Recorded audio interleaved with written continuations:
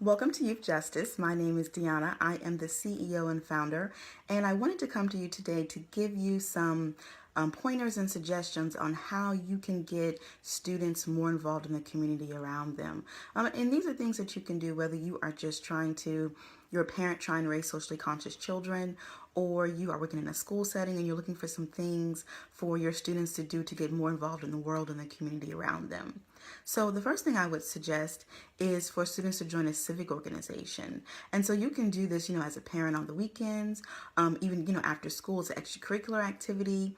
You can even do it in a school setting where perhaps you're offering extra credit to students for joining these civic organizations. The NAACP, the ACLU, they tend to have youth organizations for their adult chapters. And it's a really great resource because what happens is that kids get to work on the exact same national issues that the adult chapters are working on, but they do so in a way that's innovative and interesting to kids to really get them involved.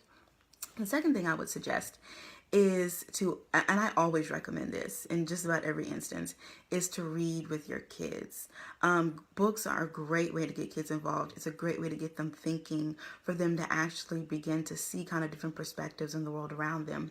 There is an article by NPR, which I'm actually going to post later for you all to read, called Reading for Woke Kids. And so it has some great text for students all the way from elementary school all the way up through high school.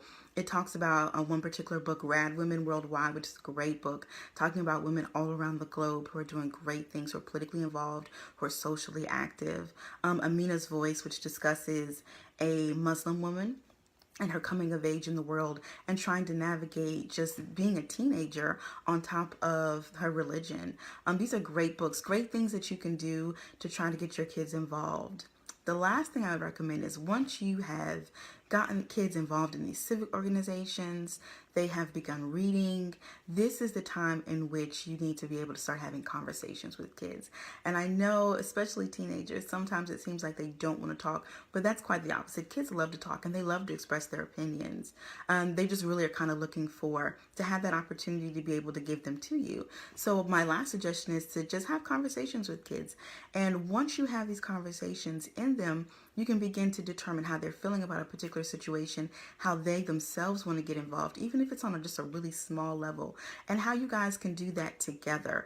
It's a great way to, as they say, stay woke, and it's a wonderful way to get kids involved, to get them really active, to get them excited about the world, to have them make sure that they are being civically minded people.